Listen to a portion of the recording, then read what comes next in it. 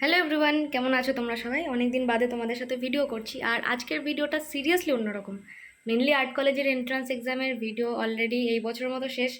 আর কটা দিন যাক, পুজো টুজো পেরিয়ে যাক, তারপরে যখন তোমরাও মন দিয়ে কাজ করা শুরু করবে তখন আমিও আবার রেগুলার ভিডিও দেবো।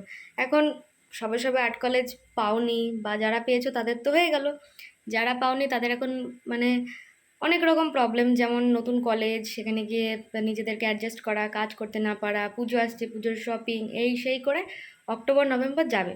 তো ঠিক আছে, ডিসেম্বর মাস থেকে একদম পুরো আমিও চেষ্টা করব তোমাদের সাথে কন্টিনিউ লেগে থাকার, এবং তোমরাও কাজ করবে। তো আজকে যে কারণে ভিডিওটা করা সেটা হচ্ছে, প্রত্যেক বছর আমার বাড়িতে গণেশ পুজো হয় গণেশ চতুর্থীতে। আর গত 2 বছর ধরে ঠাকুর আমি বানাই, তো ভাবলাম যে তোমাদের সাথে একটু ঠাকুর বানানোর এক্সপিরিয়েন্স এবং কতটা কাজ হয়েছে আজকের মতো সেটা একটু শেয়ার করি। তো চলো দেখা যাক। আমাকে এই ঘরেই কাজ করতে হয়। প্রথমে খড় বাঁধার কাজটা বাইরে করতে পেরেছিলাম, বাট তারপরে মাটির কাজ ঘরেই করতে হয়েছে। এই ঘরেই যাবতীয় যা কাজ। আর দেখাচ্ছি, তার আগে মাটি মাটি খড় কুচোনো রয়েছে। আর আপাতত ঠাকুর আমার এতটা কমপ্লিট।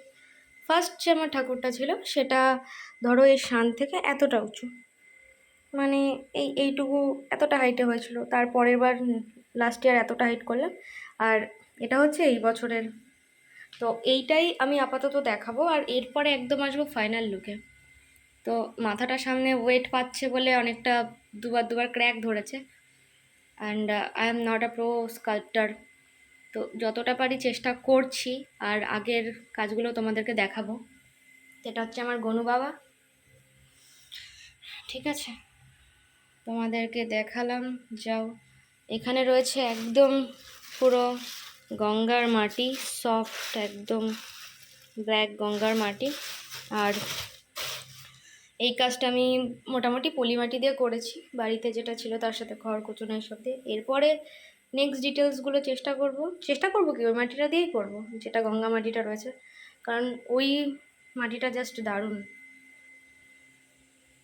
প্রত্যেক বছর গণেশের সাথে গণেশের প্যান্ডেলটা থাকে এক্সট্রা হেডেক। এই বছর আমি সেই হেডেকটা নিতে পারছি না, নিজের প্রচণ্ড কাজের চাপ, তার পাশাপাশি অন্য কিছু ভাবনার জন্য। তো একটা নতুন জিনিস আমি ভেবেছি, সেটা আই থিঙ্ক একটু নতুনত্ব হবে। আর চেষ্টা করব তোমাদের সাথে দেখানোর কিভাবে কাজটা করলাম, কি ডিটেলসে। তার আগে কাজটা দেখিয়ে দেবো। তো এই ভিডিওটা আবার তোমরা দেখতে পাবে নেক্সট পার্টে, যে কি হচ্ছে।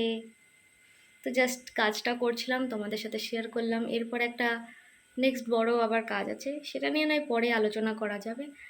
যাই হোক, thank you so much for watching guys, my छोटा सा प्यारा सा बेटा, एंड बाय बाय।